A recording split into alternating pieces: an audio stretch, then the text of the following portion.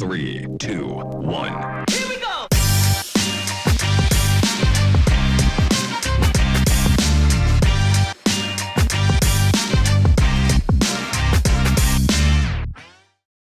Hello and welcome back to another episode of the Texas Private School Podcast. As always, I am one half of your hosting crew today, Wes Tolleson, joining you from Sunnyvale, Texas.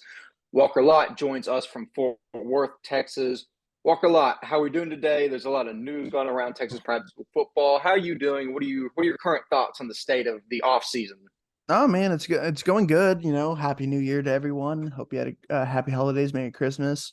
But yeah, 2023 starts off with a bang with a lot of huge news in Texas private school football. It didn't give them a couple of days to figure it out. We went right back into internet drama, craziness, transfers, and we'll get to all that today. But off season's off to a great start. Excited for more drama, more kind of figuring out who's going to be the one to watch next year. Absolutely. We've been getting into basketball. I think we're going to be involved a lot more in basketball this year than years past. We were recently me and Ryan were at the Prestonwood Trinity Christian Addison game, which was crazy. It's one of the craziest private school basketball games I've been to. The gym was packed out. Jaden Shelley and Francis for PCA are so good. It was so great to see them in person. But I mentioned Ryan. You don't see Ryan on the episode. We're just going to mention this directly. I'm saying that and it sounds like we're going to mention a scandal or something, which is not at all the case.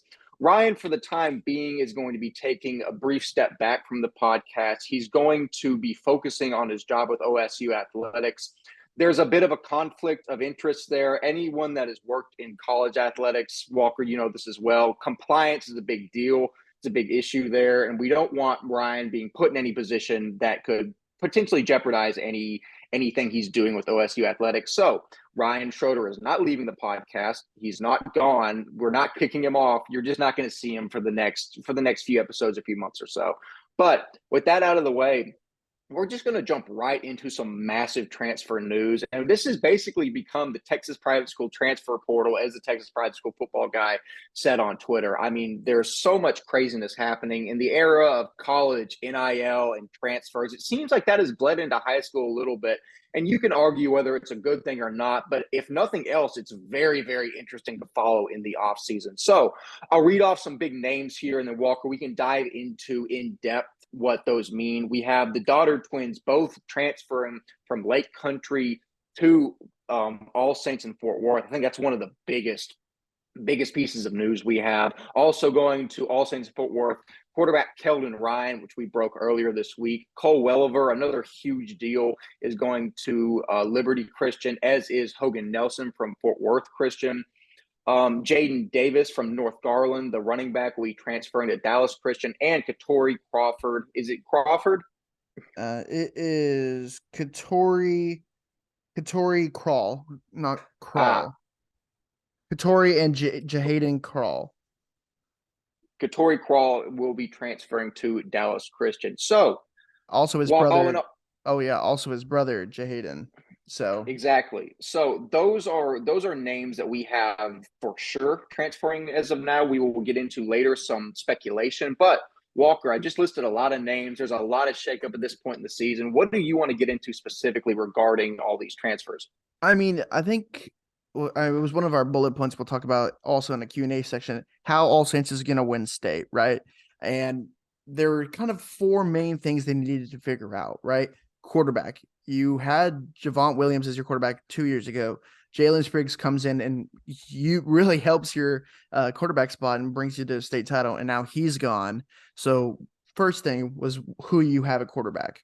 And they finished that first point with Keldon Ryan from Keller Central. He is, we talked about how good this 2025 class is in state.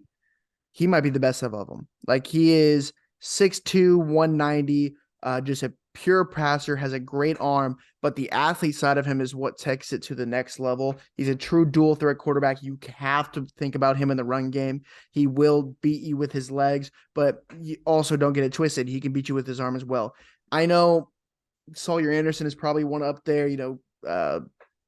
Luke Carney is one of them. Gavin Parkhurst, etc. Keldon Ryan is already double-digit offers as a sophomore, and he might be the best one of them. So All Saints is not here to play games this offseason, man. They're ready to play, and Keldon Ryan is a true dog. And what's interesting is back in the day when Coach Bowden was there, a lot of those Keller guys would always go to Nolan Catholic. But since, Bowden's not there and you see kind of the regression of Nolan Catholic these past couple of years, they've kind of maybe went other places. And hey, Fort Worth All Saints is one of them. So that's big. The second point is the weapons that they needed for Fort Worth All Saints, because you lose Javont Williams, Chris Powell Freeman, who else? Andre Minifield, others, Gavin Prelwitz, et cetera, et cetera, et cetera.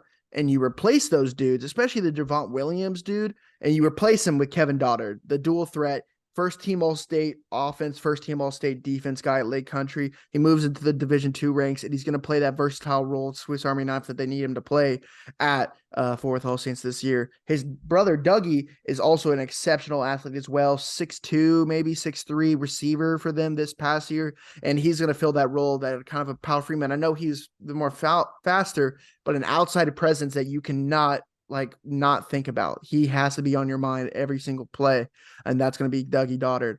And with those three, right, those answer the questions, and I'm guessing a Fort Worth All Saints, has it always been, there's going to be more on the way that we just don't know about yet. The third thing is, right, you have to get a defensive monster. Robert Sanders is gone, and that's a huge loss. It's also Kevin Shumley at the linebacking position. Those are playmaker dudes that they had at the linebacking spot that they need to replace, and that's going to be the biggest issue for them in the next season. If they want to make state, they need a defensive presence badly, like a Robert Sanders. So that's going to be one to watch to see who they come up with in that spot next year. That's their third thing they need to figure out to win state. The fourth thing they need to figure out is, how do you replace some of the offensive linemen that are leaving? Charlie Johnson is leaving. Bennett Nanali is leaving. And there might be one more offensive lineman that's leaving. Cole Edrich, and one of my favorites in the 2025 class, Ian Bothwell, is also coming back.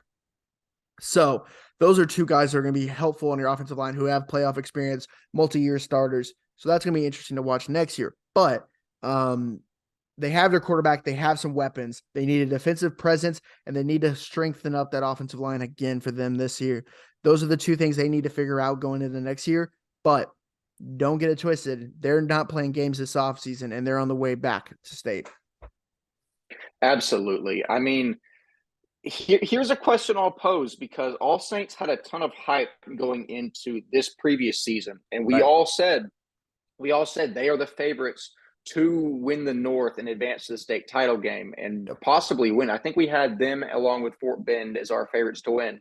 Now, granted, we were right, but the road looked a lot different than what we expected. Do you see, and especially I think this plays into all those transfers coming in. You might have all the talent, but it might take them a while to get things going and really gel. I think that's what happened this past year. Do you think, like last year, will this All Saints team take a while to really mesh into the form that they can be? Or do you think, unlike last year, they're going to start clicking immediately, and regardless of any chemistry issues, the talent is going to overwhelm everyone? I think it's an interesting thing, because I think Jalen Spriggs didn't come until the summertime for All Saints last year. And the biggest thing is you have to have those relationships with your quarterback. Those receiver quarterback connections is key to have formalities, and for having not formalities, but an offense that works. And so Keldon Ryan's going to come here in the spring, and he's going to have basically almost a whole year to figure out those relationships. And with his receivers, especially with Dougie and Kevin already there, that's going to be huge for them. So yes, they have guys, and they have a lot of underclassmen talent. They always do there at Fort Worth All Saints. So I'm not surprised if someone we don't even know yet steps up to the challenge next year, 26 or 25. But he's gonna have those connections. He's gonna have those relationships built maybe by the season. So yeah, maybe they don't as struggle as All Saints did last year, early in the season. But it's always been interesting, because we've said for the past couple of years, Fort Worth All Saints is probably one of the most talented teams out there, but they just don't get it done in the end. Like, they always just don't live up to expectations. And they lived up to expectations, I guess, this year with a state championship appearance, but they definitely have as much talent as anyone in the division to win state. So can they do it next year? That's going to be an interesting thing. They can't start slow. I think they have to get that game going, and they have to have the coaching right, because Coach Beck is a legendary coach. So he has to get his guys ready to go this year, early, probably more than later. Yeah. But hey, district, I Yeah. mean, at No, the end of I the think that'll day, be very interesting to watch. One thing I want to hit on. I mean, I was just going to say, at the end of the day, district is what matters. So, I mean, as long as they win district and use that non-district games to, work on stuff, that doesn't really matter about non-district, but you know what I mean? Like it's you want to win those games, but if you're going to struggle, you struggle early. Yeah, you're definitely right in saying that. Another thing I do want to hit on is Jaden and Katori Crawl both transferring from Trinity Christian Cedar Hill, which is now Trinity Christian Leadership, to Dallas Christian. And something I think is not just a bit, but rather ironic, because you'll notice back in the day when we played, this is especially relevant to us because we played in this era. DC was they were dethroned in that district by Trinity Christian because Trinity just amassed all of these transfers from Dallas. And I think a lot of the times would go to Dallas Christian, and they ate up all these transfers with Coach Coach why am I Prime. blanking on his name? Yeah, Coach Prime. Sorry, I was trying to think whether to call him Coach Dion or Coach Prime. But Coach Prime goes to Trinity, takes all these guys, and now you're seeing the reverse happen. And I think the death of Trinity leadership is due to Dallas Christian sucking all of these recruits away. But more on Jaden and Katori Crawl. Jaden Crawl, the edge, Katori Crawl, the athlete. I mean, both of these guys, we looked at the tape, legit dudes. How do you think these guys are going to impact Dallas Christian and D3 as a whole? I want to say, is the bigger brother Jaden? He's 6'3", 200, and that means he's probably gonna. I think he's like an edge rusher. I think as a player, and I don't know if you could quote me. I think they haven't had a true edge rusher like this since maybe Palmer Nix. Honestly, like a true edge rusher off the edge that is just disruptive. You know what I'm saying? Because they've always had just solid defensive linemen, but not really a true like speed rush off the edge that this guy could honestly bring. So that's pretty deadly. Looking at Katori, we talk about the edge rusher of his brother, but Katori is more just, as his Twitter, as his huddle says, Mr. Do It All. He's a pure athlete, and that's something that you already have in Speedy Nettles, and why not just have more, type of thing. And he plays running back, receiver, or running back, quarterback for them in his for early huddle clips, but also plays safety. So I'm gonna guess with Jaden Davis, as we already mentioned earlier, coming from going to DC as a true running back, more ground and pound. I can see Katori being like the speed back for them, playing receiver on the opposite side of Speedy, which is also very dangerous, and then putting him at safety. And you put him at safety. You put Speedy on one corner, and then you put his other brother at the edge rush on one side. He only got one side of the field to go against DC, and that's any defensive coordinator's dream to have. So DC is always loaded. They always will have dudes, and they have dudes again. And we always talk about like, how do they undo this massive senior class leaving?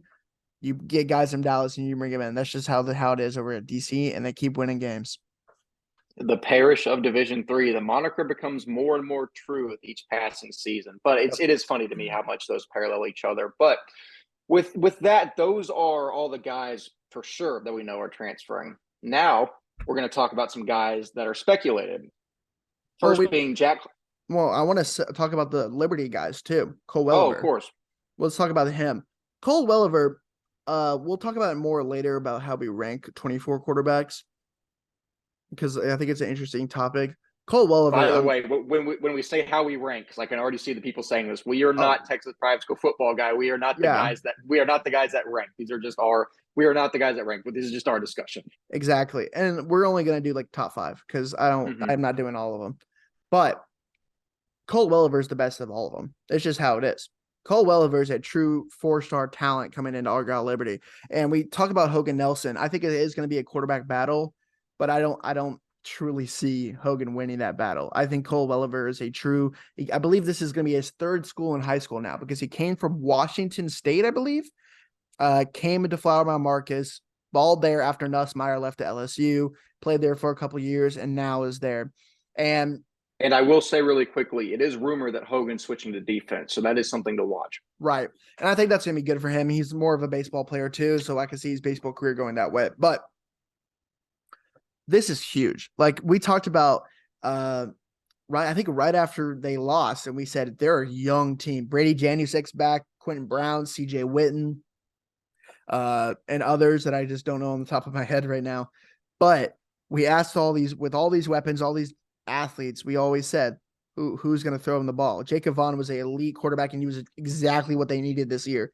But you lose him, and who do you have now?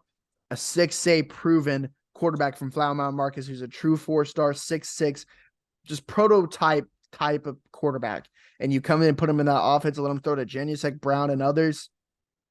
I mean, that's disgusting. That's truly disgusting for any team you face. And we talked about it last year. We talked about it, how the District of Doom was that TAPS Division II, District 1. It's going to be that again this year. And honestly, if SES, Fort Worth Christian, and Midland is not preparing and trying to see if they can get guys too, they're going to get left behind in this district. That's just how it is. That's how the cookie crumbles. And it's a harsh reality you have to face, especially with Fort Worth Christian, new head coach, losing your starting quarterback.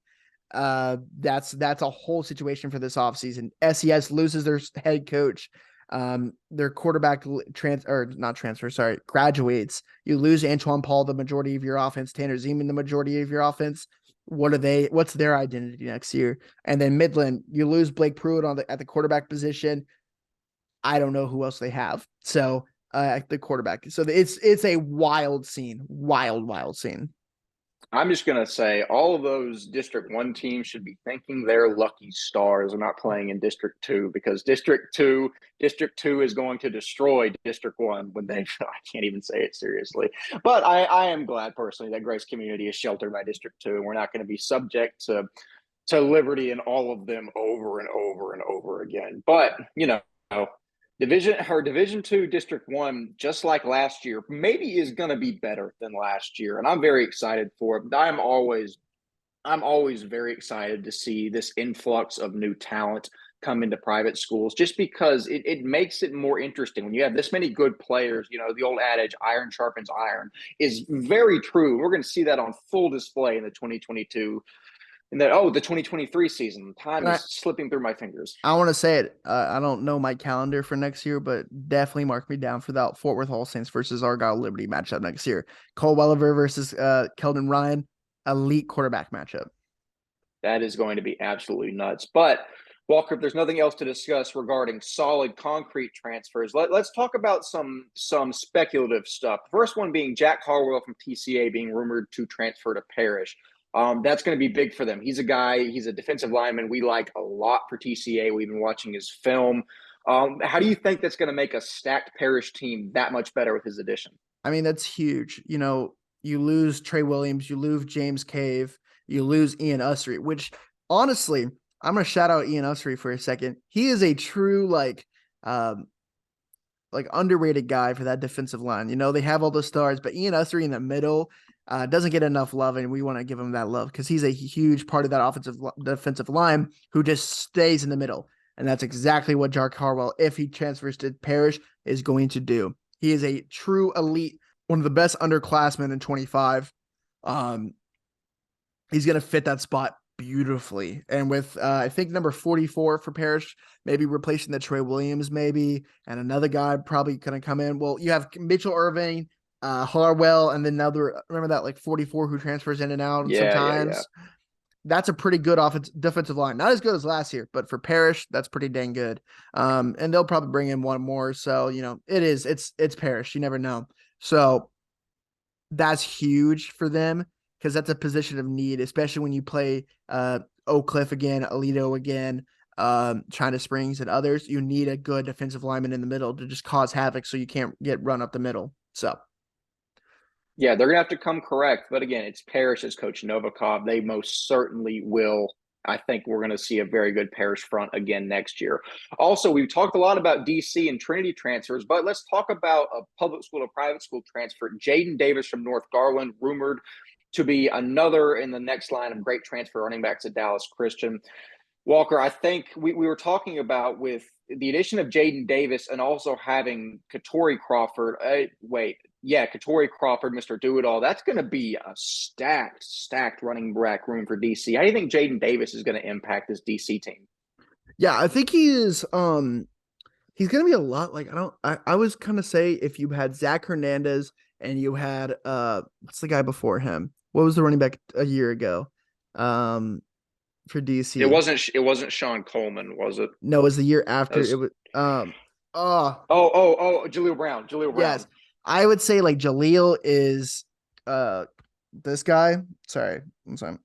I would say like Katori is like the him, and then I would say like the Zach Hernandez is Jaden Davis. Jaden Davis is like going to be the guy that is going to take up like probably 3 of those downs, and he's just going to run the ball really really well. He's enforcer. He can get the extra yards, and he's also a little shifty, just like kind of like Zach in a way. Which if you have another Zach Hernandez on your team, you'll be definitely fine again for this year. But it's going to be a big thing for, they pride themselves on running the football, and that's exactly what they're going to do with him. So big, big addition for DC.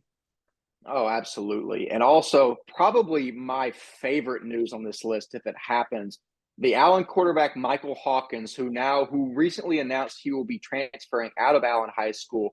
There are some substantial rumors that he might end up at Prestonwood Christian Academy, which, oh boy, PCA would be reloading in a huge way. McGuire Martin, obviously a great quarterback for PCA the last few years. They're replacing him with Michael Hawkins. If that happens, Walker, what is that going to mean for Taps Division One and Prestonwood? If any year, I think this is going to be huge because definitely Prestonwood is losing a lot of talent. Luke McGarry, Carter Stoutmeyer, McGuire Martin, AJ Sibley, Luke McNeely, and others. But so they're losing a lot of Troop O'Neill also, but they're losing a lot of big time talent. But also Parrish is losing a lot of big time talent. If they can get a guy like Michael Hawkins, which is still speculation, and I could definitely see him there at PCA because there's been many of times that an Allen guy transfers away to around places like in North DFW. That's gonna be huge. That's huge. Um, I think he's a top 15 quarterback according to 247 in the country next year. He's a great asset. I know a lot of big time colleges are calling him probably on daily, looking for him to commit to their school. So that's gonna be a huge asset for them. It just so happens doesn't happen, and that's going to be huge. I could definitely see it happening, and I think maybe because of that, I think Prestonwood would kind of go back to the Prestonwood of old of passing the ball a lot, like you always know with Prestonwood is they're going to throw the ball and they're going to just have great athletes around them to catch that ball. So with Michael Hawkins going there, I could see other guys coming his way with him. I mean, it's just how it is sometimes. So it's going to be interesting to watch for sure if that actually comes to fruition. I'm not going to say they're not the favorites or anything like that because Parrish is still going to be the favorites going into the next season. But you could see maybe a closer game than you would think going into next year. I think so. And to add on to that, I will pose you this question. Say that Michael Hawkins does end up at Prestonwood. What else does Prestonwood need to do to compete and potentially compete for that number one spot in D1 and go back to the Prestonwood of old? I mean, it sounds so bad that I'm like, you need to get some guys in from the portal, but it's kind of true. It's the era we live in. And I want to say this completely right now. This is not just a private school thing. If anyone tells you, oh, it's just private schools transferring in and out, that is not true. You see big time public schools having guys transfer in and out all the time. So if anyone hates on private school being like, oh, well, it's because of this. No. You have transfers in and out yearly for public schools as well. And I will give them credit. UIL probably did somewhat of a better job, maybe canceling some of them, but yeah, it is a statewide thing. So it's not just private school. Anyways, back to your question. I think they need a receiver, big time receiver like, CJ Jackson was there last year, was his main guy. I think that's a big thing. I think they need a powerhouse running back. AJ Sibley is gone, who rushed for like 2,200 yards. That's going to be a big thing they need to replace. And replacing like a Luke McNeely and a strong corner and Carter Stoutmeyer. They need to replace their Power 5 guys, basically. That's what I'm trying to say. Oh, yeah. They need to replace their weapons on the other side. They have the solid role players. They have those guys. and guys who are just going to get their job done. They need guys to extend the game and make big time plays. And that's what Prestonwood needs next year. And they've had them in the past. They've always had a D1 guy or two. It would be so interesting if a guy like AJJ Rose stayed. I forget where he committed, but I think like Louisiana Tech or something. He went to Frisco, went to Prosper, maybe, or Frisco Reedy, one of the two, one of the green schools up there. But he was a big time weapon from the outside. If they get a guy like him, then you're maybe calling a ball game. And you're going to be interesting to see if Parrish might get hit in the mouth next year and be like, oh, this is a different Parrish team if you have all of this guys coming in. But that's up to Coach Yantis and the rest of those guys to hopefully have guys moving in that help them, or you have underclassmen guys that can help them out. Because I know also, I believe the backup quarterback is also from Allen. He transferred in last year. I believe he played safety for them, number 14. I can't remember on the top of my head his name, but I think he's like a 2025 and transferred from Allen, I think last year or the year before, to come in. So he's going to be a key part for this team next year. If it's not Michael Hawkins and it's another him, they still need weapons. So it's going to be interesting to see who steps up next year. Maybe an underclassman or something like that can be the guy for them next year. It's going to be interesting to watch. I definitely think so. I think Prestonwood is starting to realize they're losing ground to Parrish, and they're not going to stand for that. And I think they're finally starting to go out and be like, okay, we're going back to the old Prestonwood. So I'm very excited to see where that goes. Also, some more speculation. We don't have any names for sure, but it is rumored that a lot of guys in the South are going to be transferring into Fort Bend Christian Academy. There was a lot of noise last year about guys transferring into FBCA. Some of those guys didn't work out, which I was sad to see, but that didn't really hinder Fort Bend at all because they made their way to a state championship and won it. But I really do want to see how Coach Jordan Black and that staff can go out and see if they can get any big pieces to FBCA. So this is going to sound really redundant to the last question I asked, but Walker, if FBCA is going to go out and get guys, who needs to be replaced on that team and who needs to be pursued in order to take them back to a state championship? Receivers. That's firstly that. You're having to replace Gardoni. You're having to replace Domino. You're going to have Tyler Curry, who's going to be back for next year, who's going to be a good weapon for them. And he might be your number one option this year, but you need a number two right behind him. You know what I'm saying? Ethan Williams was a senior, I believe, right? And so you're going to need a big time running back, right? And so they have speculation that they have a big guy coming in. So that's going to be interesting to watch. Offensive line, you lose Aiden Rhodes and Robinson, I believe they were both 23s. So you need a big guy up in the front to help out with Bennett Warren. You just need a good offensive line. Ducksworth is back. You have Granville back. You're going to have to replace superstar Connor Tallis for them next year because I believe he's at 23. Kobe Sellers is on one side of the defense. What else? Safeties probably, you lose James Donovan. That's a huge one in the defensive side of the ball. Others, right? Other big time players. The question is quarterback, right? We know Kobe Sellers can be a guy at quarterback, but I don't know how much he actually threw the ball this year. Honestly, did you ever see him throw the ball? Whenever he was in, he was primarily used out of the Wildcat just because his legs are not because he can't throw the ball, but because he's so good with his legs that teams couldn't stop him. Right. So if he's the quarterback and he can throw the ball really well, you have your guy for the next 2 years. That's great. I just haven't seen him throw. And if you want to use him on defense and maybe as that Wildcat even more, and you want to get another quarterback in, I mean, it's Fort Bend with a high-powered offense. You can get a guy from Houston. I want to make this point very clear. No public school from Houston won a state championship in UIL this year. None. All state championships were private school this year. That says a lot. North Shore have a guy. The Woodlands have their guy. Too many schools in Fort Bend have talent that are not winning games, especially in that Fort Bend district or ISD district that would love to play at Fort Bend Christian. So they can get a couple guys. Jordan Black has gotten guys that transferred in here and there. And it's going to be interesting to watch to see how they go. But Kobe Sellers is that dog. And if you have him at quarterback and he can throw the ball, Jordan Black would be mighty happy to have him there. Yeah, there's enough connections on that staff and even on that team. All those guys, a lot of those guys play in these competitive 7-on-7 leagues now. So you forget that these guys don't live in a private school bubble. They are frequently interacting with and playing with and against public school guys. And now these players, I don't even think it's not illegal for players to go out and recruit other players. If a kid wants a better opportunity at a different school, why not? But that will conclude all of our speculation and on the transfer portal in Texas private school football. I mean, it's a very interesting subject to talk about. It's going to have a huge impact, no doubt, on how the next season is played and the landscape of the divisions. But we will wait and we will update y'all with more information as it comes via Twitter, Instagram, or another update episode. Now, we're going to move into the Q&A section. Over the past couple of weeks, we've given Q&A stickers out on Instagram. I love interacting with those. It's one of my favorite parts of the job.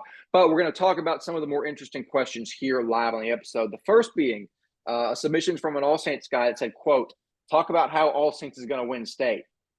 I mean, as of right now, we're in the same position, like I mentioned, as we were moving into the 2022 season, where All Saints is absolutely stacked, and it would be asinine to say that they don't have a shot at winning state. So, Walker, we talked about this a little bit earlier, but how poised do you think All Saints is to go back, not only compete for the state title, but win it this year? Yeah. Do you want to do, I guess we could just do a projection. Let's do projections for state next year, like our top two. Let's do it right now. I'm doing it on the top of our head. D1, I would say Parrish and St. Thomas next year. That would be my D1 speculation. I'm trying to think. I forget, because D1 is the only division where the North doesn't necessarily play the South. You could have Prestonwood in there. Prestonwood, I would have as a dark horse to play Parrish right now, just because if Michael Hawkins goes and they get big pieces, I can see them going back and being elite as they were in the past. But as of now, I think St. Thomas Parrish is a smart guess. So D2, I think I will go ahead here. I think, again, we'll get clowned for this because we were wrong, but we were right. All Saints. I think All Saints has to be the favorite at this point in the season to go back. And then out of the South, I mean, I don't want to just fall back off last year and say Fort Bend again, but I'd say them or Regents. Yeah. And the Regents sounds like they're reloading as well. That Fort Bend Regents saga and what it's become over the past few years is a beautiful thing. Second Baptist has to be considered as well. No matter what athletes they have, their culture is so strong and established. Yep. You can't count them out. I mean, I'm curious to hear what you think. I'm gonna go Liberty. I'm gonna go Liberty. Beating Fort Worth All Saints right now going into next year. I think it's gonna be very, very close. But Coach Wynn is not going to come to play next year, and I think that's going to be a huge team to watch next year. I think in the South, I'm going to go Regents. I think it's going to, you still you return Max Granville, and Max Granville by himself will terrorize any team he faces. We saw that. A junior year Max Granville might go for 25 sacks. Random question off the dome. Do you think Max Granville's junior season could be better than Curly Thomas's junior season? Oh, Curly had a fantastic year. Oh my goodness. One of the best years we've seen out of the defensive lineman in private school, if not the best. Besides Etta. Etta is at a category of himself in D3. But in the top 1 and 2, I mean, I don't know how you. Yeah, I'm gonna say he can match it for sure in that top of the league. I mean, Max Granville was a true Power 5 talent, and just speaking, especially with Ben Bryden going and another lineman, I believe. I think Walker Petrie's a 20. Is he 24? Is he 23? I want to say he's a 23. I think so. Some of those offensive linemen for Regents leaving next year, I could definitely see Max Granville terrorizing them for another year. So give me Fort Bend. They'll fix out the other kinks in their offense and their team. So yeah, give me Fort Bend, give me Liberty. That's gonna be a good D1 and D2 for sure. D3. Okay, so, I mean, one answer is almost decided already. DC is 1. In the South, who do you have next year? Cypress, I think, is going to take a step back, but they're still going to be favorites in the South. Does Gibby and the rest of San Antonio be the favorites next year? Does Bay Area? I don't know if it'll be interesting to see how Holy Cross responds, because they lose Rudy, they lose Joe Angel Perez, and those were the big three along with Gibby. Gibby comes back, and Xavier Garza is gone too. That's tough. Yeah, I I'm going to need to see a couple games out of Holy Cross before I can say that. I don't know. The South is going to be almost wide open because, like you said, Cypress takes a couple steps back. We don't know what Bay Area is bringing back. Holy Cross, maybe, maybe not. Will be interesting. Out of those three teams, gun to your head right now, who do you say? I'll go Cypress. Cypress is going to find a guy. The Cypress ISD is so loaded with talent. There's going to be a one or two guys that just transfer over to Cypress and takes like Landrum is a huge loss for them. And I think there's going to be a guy or two that come in and kind of just control that team and is going to go into the next level for that team and go to bring them to state again. But I think it's wide open right now with no idea about teams next year. And there probably is a Cypress guy that's on the come up that can be good next year with Coach Hogan. But D4. Oh, wait, no, you never answered. Gun to your head, who do you want? I'm going to go with you. It's kind of the cop-out answer being Cyprus, just traditionally. But, I mean, with so much uncertainty right now, that's all I can fall back on is what I know. I think Cyprus, most likely, with the knowledge we have now, is the most likely team to advance the state out of the South. But you bring up D4. I mean, I don't know how much Lubbock Christian loses. Obviously, they lose backs. But with they don't lose softly. I know that for sure. And with that scheme, that offense they're running, holy cow. They have that one kid whose name starts with an F, who I think is back. It's a long name that starts, his last name starts with an F. Fairbow or something, like Farrenball or something like that. The receiver, you mean? Mm-hmm. Yeah, he's definitely back. I'm going to go Fort Bend. I'm going to go Dallas First Baptist, though. Another big one we forgot to see. Hunter McCoy is transferring from Weatherford Christian to Dallas First Baptist. And Jason Lavorne is a quarterbacks guru over there. He has a lot of guys over there. Having one of the best quarterbacks in TAPS D4 there now on their roster with Elijah Kaysen, Caleb Mitchell, and also 2026 Dominic Sadu Robinson.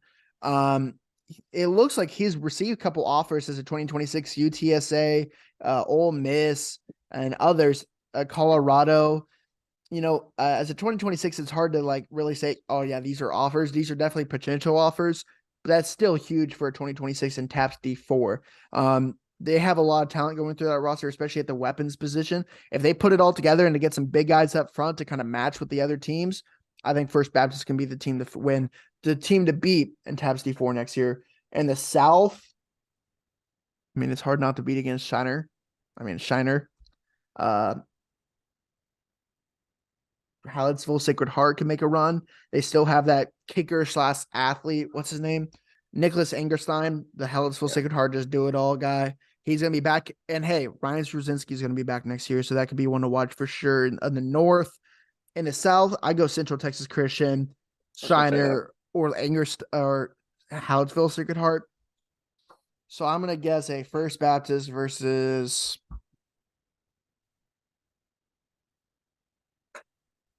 I'll go Central Texas Christian. I think Waxsmith's son is gone. They lose a couple other guys. They have a couple talents, don't get it wrong, but I just don't know if they make it back again this year.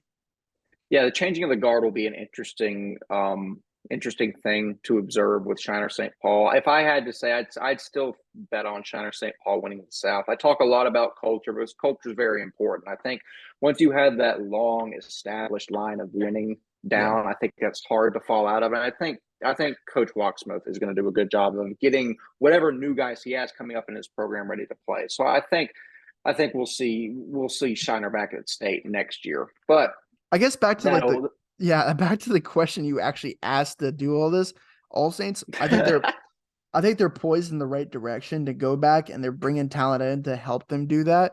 They just need to probably a couple more pieces to say they are for sure the favorites going into the season. Yeah, I think that's a good point. Also, something that we've talked about a little bit as well. But Dallas Christian, someone said Dallas Christian back to back to back ? As of now, you have to assume yes, right? Like there's no way. Who are you going to pick? Who are you going to pick right now in D3 to beat DC? No one. DC is going to be definitely the favorite. I think even more so this year than last year. So quick answer to that question, but DC back to back to back ? DC, yes, period. Yes. Next item of business, faith and legacy coaches leaving. This is something big. It's the legacy situation is very, very interesting to me. I wish we had Ryan on to talk about it because that's his roots, but it seemed like at the beginning of this season, Coach Trotter was coming in and setting up for the long haul. He brought his staff in with him. It didn't look like there was a complete culture change. Like, like switching Twitter accounts, like complete new influx of staff and Yep. players. And then all of a sudden, right when the season and Coach Charter's gone, no affiliation with Legacy. Legacy's out of all of his Twitter stuff. It's been officially announced, I'm assuming, at this point. But I mean, Walker, I want your opinion on this. There often is, and what we've heard is disagreement between coaches and parents, coaches and administration. It seems it's odd when a coach seems to set up for the long haul and is out after 1 year. But I mean, what do you think? What do you think about the situation at Legacy right now as it stands? Finding the right fit for a school is so hard between all the triangle of parents, administration, and coaches. And also, I would honestly like to say a rectangle of also players. The players have to like the coach, And so having to find that balance is so hard. If you're not just like, if you're a first year head coach, the Waxsmiths, the Wheelers, the Novikovs, it's hard to find those guys that are just been there for so long, and there's no reason to change it because they are the AD, they are this big name, and they kind of know how to do it, and everyone loves them there. It's hard to do that as a first year head coach. You have to build that, and a guy like Jordan Black, he came in a couple years ago and he had to build it and have to have the buy-in from the administration. And when you have that buy-in from the administration, it's so helpful to have that connection going. There's a whole reason that, like, I'm going to go back to A&M for a second. Scott Woodward brought Jimbo Fisher here to Texas A&M, right? And the reason he came here was kind of that, one, A&M is a great campus and great university, but two, the relationship with the AD and all the other guys is so valuable for teams to have success. Because if you have the administration backing you, it's so much easier to have success for your team. So that's going to be huge. Maybe that is the issue. Maybe it's not. Maybe you just need another change of scenery. But no one goes into a program saying, I'm only going to be here for 1 year and then leave. That's never how it is. So there definitely was stuff behind the scenes that just didn't work. But I feel, I kind of feel for those Legacy guys. Brand new culture. They have to come in and they have to kind of reevaluate and bring in another whole team next year of coaches or whatever happens. Could be interior staff, could be another guy being brought in. We don't know yet, but that's going to be very interesting to watch for sure for Frisco. Feel for the guys, man. That's my end of the day. I was through one coaching change in my career, and that's still difficult. I couldn't imagine what they're going through after, losing some of these juniors and sophomores going through 2 transfers now of coaching. Yeah, it's a tough situation, but I think the kids at Legacy are tough enough to be able to absorb this and move on through it. I think Legacy eventually will be back on their feet. It's just going to take a while. Like you said, establishing a winning culture takes more than just a couple of years, but I think Legacy can get back to that. Yep. Also, Grapevine Faith coach leaving. I think that's not something that we expected. It just kind of dropped on us. I don't have a lot of background information here. Do you have any specific thoughts on that occurrence? No, but maybe it's kind of the writing on the wall. Sorry, the wall. No, the writing on the wall after the season. Kind of a disappointment, to be honest. They had a lot of talent. Chase Cross is in his senior year after playing for like 4 straight years. And he's been there, and all of those guys have been there for a long time doing this culture, and they were definitely the favorites in that district, and they didn't live up to it. Honestly, what was it? 3rd place, if you want to kind of be real with, TC, what if Grace and Bishop Dunn kind of really won that district, if I would say, but 3-way tie, but you know how it is. Like, it's a very interesting thing of kind of the disappointment of Faith this year. And maybe that just kind of like, Grapevine Faith is a program built on winning, and with not the winning as you thought it was going to have to be this year, maybe it was time to move on, coaching and administration, and hopefully for the best of the thing. They have a couple of younger guys that's going to be interesting to watch for Grapevine Faith, but they're definitely just going to be kind of the recession after the Cross and Jaden Norris and others are gone. So it's going to be interesting to watch. Yeah, I think it will be for sure. Again, Faith has a good culture traditionally. It'll be a question of whether they can get back to that. But something that's going to a little more lighthearted and fun to talk about. The top 24 quarterbacks, I'm pretty sure the football guy just ranked those, if I'm not just completely pulling that out of my butt. Yes. So looking at the top 5 for private schools in 2024 or quarterbacks in 2024, I mean, I think newcomer Cole Welliver from Flower Mound Marcus is definitely going to be the number 1 spot. He has to be. He has everything you want in a quarterback. He's a prototype quarterback, 6'6", has a great arm. He's going to be a key asset for Liberty next year, who has honestly kind of a quarterback U type of environment there with Starkle, with the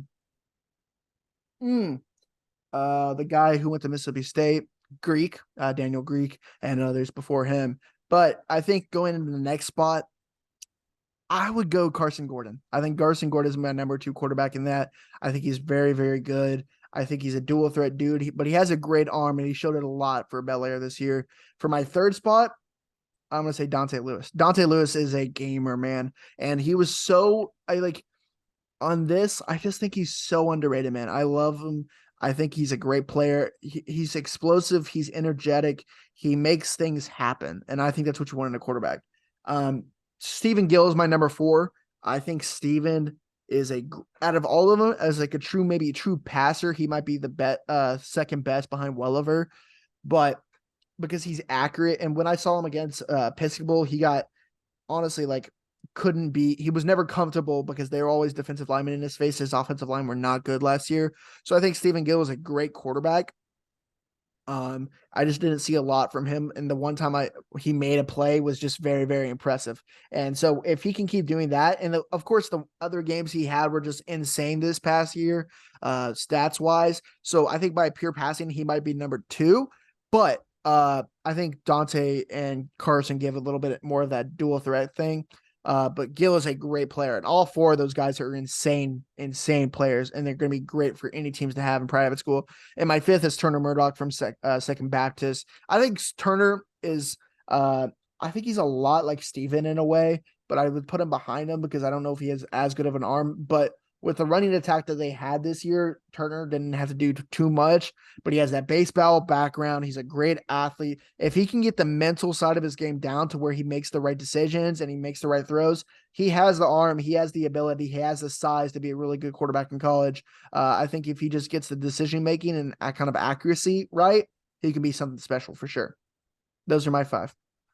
Yeah, I definitely think so. I'm not even going to waste the time saying my 5. My 5 echo yours word for word. I mean, I'm most of you want to say how excited I am to watch Cole Welliver enter private school and compete with the other guys on this list. Maybe not directly with them, but stats wise and across divisions. I think it's going to be some incredible quarterback play. We talk about the class of 25 and how good that is recruiting wise, but with the guys you just mentioned, I mean, the class of 24 is very, very solid as well. And it's going to lead to some very interesting developments coming this next season. But that wraps up our discussion on the top quarterbacks in 2024. And now we're going to get into our quick thoughts on some teams before we get out of here. First being St. Thomas.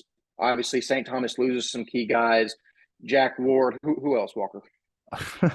You give it to me. I respect that. They lose a defensive lineman, number 66, I believe. I forget his name. He's been on a couple visits. They lose Caleb Davis in the DB spot. They lose Schaefer Henderson. They lose. Is Edgecombe back or is he still there? I believe he might be. I think he's a 24, so I think he's back. And there are other, I think DB spots. I really their roster is still. I had to clean my car out the other day, and their roster sheet is still in my car. I could have gone in and got it, but from going to that STH visit that one day. But I think STH is poised of anyone to be in the state championship next year. I think they have a starting quarterback. He might be the best player. I might say it. Johan Cardenas might be the best player returning in TAPS D1 next year. Honestly, with Caleb Mitchell Irving and others, but he is a difference maker, and he's going to be key for them to return. If he's healthy and ready to go next year, they have a bright spot to return to the state championship. He is very, very good, and Dante is very, very good as well. Them two with Edgecombe and Larry Ben on the outside. If you get some big guys up front, I really, really like, after watching some award show film, Their center, the number 20, the 2025, I want to find his name because he is very good. Anthony Pellerin, the offensive lineman from St. Thomas, the number center, he is very good. And he's only a sophomore. He's going to be definitely one to watch. If you get guys around him and some of those younger guys to help him out, they're going to be very, very good. I know Tyler Day returns. I know Zach Roach is a 23. They have was it Nansa Ume, the 2026 defensive lineman we saw. They have the 2024 other number 33, I believe, the defensive lineman for them. They return Grant Stewart on the outside. They return Bonner as well, who is, the younger brother of the Baylor wide receiver. And some others, I believe. Aaron Valentine, I believe, is a 24 who plays safety for them. So they have dudes all over the place that are returning. I think they're poised. I think they have the most returning starters. I have no stats on this, but I'm just going to guess out of Parrish, Prestonwood, and them. That I would honestly probably assume that. So I think for them, that's huge.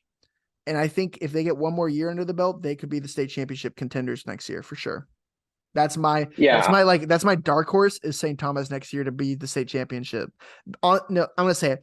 They're the dark horse team to win the state championship in TAPS D1 next year.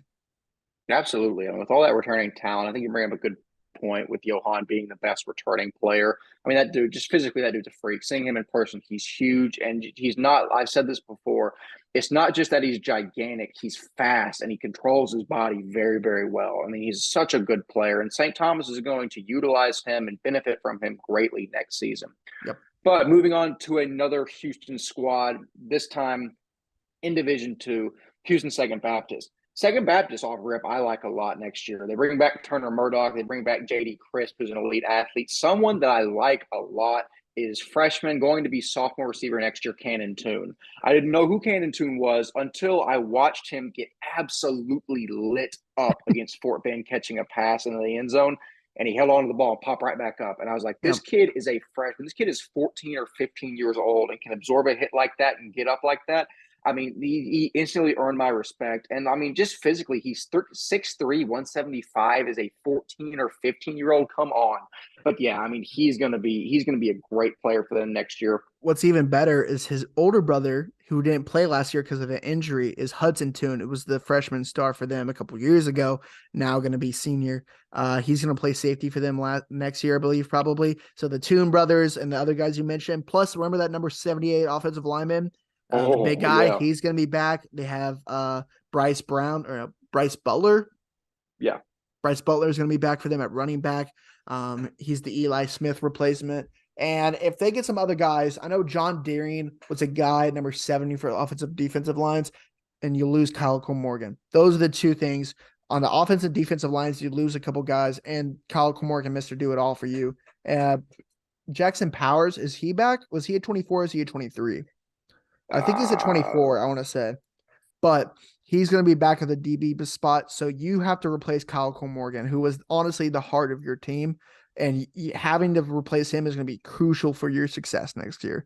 And if you can do that, then you have success. If not, you might have some disappointment this year.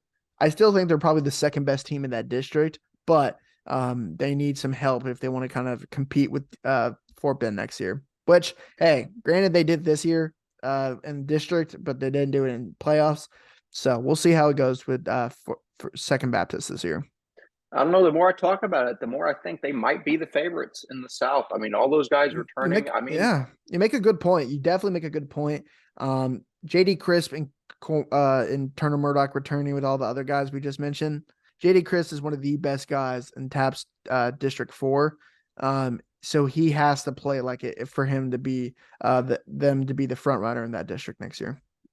I agree. It'll be very intriguing to see how Second Baptist utilizes their returning talent next year. Now, switching to a team in Fort Worth that is not returning a lot, Fort Worth Christian. They're going to be in a very interesting spot next year, not only because of graduating kids, but Hogan Nelson transfers out. Obviously, Addison Querton graduates. So does Jacob Trimble. I mean, Jordan Green's gone too. That's a ton of returning talent. That's almost their entire offensive talent right there. I mentioned gone. So, Walker, just off rip, how do you think Fort Worth Christian, replaces and fares with those major contributors leaving? Being real, I don't think you replace them. I don't know how. I think for the first time in a while. I know they went 4-8 last year, but this might be the year of like we said it, right? We said it before the season. If any year you want to have success and go to the state championship, you had to do it this year. And they were 1 win short of the state championship. I don't know how they replace him. I don't think you can. Bryce Bradley is a highlight, and he's going to be a spark for them next year. I think he's a Division I caliber type player, but it's going to be interesting to see what they do next year because they with a new head coach, a lot of guys not coming back. It's going to be a hard spot for them to be in. It's not even like it's offensive line, defensive line, DB, receiver, running back, quarterback. They're losing all of them. And so it's not just like one position, it's all over the field. And so it's going to be a rough spot. And we just had to mention, we had to talk about that because Fort Worth Christian's always been a staple program in private school. And you're seeing a lot of guys transfer out or leave or graduate. I'm so interested to see how this program moves forward with all that talent leaving. That's going to be a huge testament to see how good this program is going to be. Yeah, I think so. It'll be interesting to see how they bounce back from all those losses. Speaking of a DFW team losing a lot of players, Bishop Dunn, the only player I can think of offhand returning for Bishop Dunn is 1 million Aguilar. I know they lose Jeremiah Horn, they lose Shandon King, they lose Gary Cook. I mean, they lose a good amount of people. It'll be interesting. Dunn is a team that has in the past recruited well, besides the 2 years of mystery where they just absolutely got beaten to the dirt game after game. But it's not that's not Dunn anymore. I am sure we haven't seen any guys in the portal that are going to go to Dunn. But Walker, I mean, what do you think Dunn's chances are of replacing their production? And, what are they? I don't know. How do you think Dunn stands as it is right now, January 8th? I mean I'm going through their roster right now, so that's why I'm about to say names because like Ravon Robinson, he had 8 interceptions this year. And I want to give credit, by the way. I know they always said it a lot. Bishop Dunn had like the most interceptions in the country this year. And I just want to say that's very, very impressive. So shout out to them. But Ravon Robinson he's a junior coming back. He had 8 interceptions. Lloyd Lewis was a 118 tackle guy. He's a junior. Paul Geary's a sophomore at 6 foot. He's one to watch. They bring back some other guys that I just can't remember their names on the top of my head, but Quincy Reams is the quarterback going to be the going guy with the future. Remember, we talked about him before the season. Hey, he might be the guy, but it probably will be Shandon. So he probably will take the reins next year as a junior. It's going to be interesting to watch. With the down year, I think of that Grapevine Faith is going to have next year. I'm going to say it, Wes. It might be your Grace Community Cougars to be the state the favorites in TAPS district. No. Say the first thing. And just TAPS in general. Like they might be the Don't jinx me like that, man. You know how superstitious I am. Do you hear that over the monitor? Do you hear that? That's knocking on wood right there. I do think they have promise. So it's going to be probably a Bishop Dunn Grace kind of battle for that district next year, in my opinion. It's gonna be interesting to watch. You do lose Reed Alexander. You lose JT Williams as well, I believe. No, I think JT's back. Okay, so you lose Reed. You lose Cole Crawford. You lose Wilson. I think Grant Turner's back. I think the center. You lose what's his name? You lose the outside receiver. You lose Jamarian Johnson, I believe, right? So yeah. you lose a couple of guys, but I think Simeon Garner, dude, we haven't mentioned him a lot. That dude's a profile, high potential dude. So it's gonna be interesting to watch. But I think it's gonna be interesting to watch with Bishop Dunn. I think they bring back guys. I trust in that coaching staff. They're on the up and up with that team, so you never know next year. But it's going to be a battle for them and Grace probably. And I'm not even saying that because Wes is here. I'm saying it like legitimately. I think it's going to be them two battling out for that district next year. Oh, it makes me so excited. I'm so ready for the Grace community resurgence. Anyways, last team we're going to talk about, St. Dominic Savio, because every time I post an Instagram story, somebody is commenting, why don't y'all talk about Savio? So everyone can stop messaging me this. We're talking about St. Dominic Savio. Savio played freelance this year. Have they played freelance 2 consecutive years or? I mean, I want to say so. Let me see. I don't know on the top of my head. But Yeah, because they were in the actually no, they weren't in the district in 2020 anyways. Okay, so St. Dominic Savio, we can say confidently, has been freelance for a decent amount of time. They went 8-2 this past year, losing to Holy Cross 35-27, which actually is a good loss for them against a good Holy Cross team. They lost to Central Texas Christian 34-28, another great squad. They beat a bunch of other teams, including Frazzati Catholic, JP2 New Braunfels, and Bishop Gorman out of Tyler.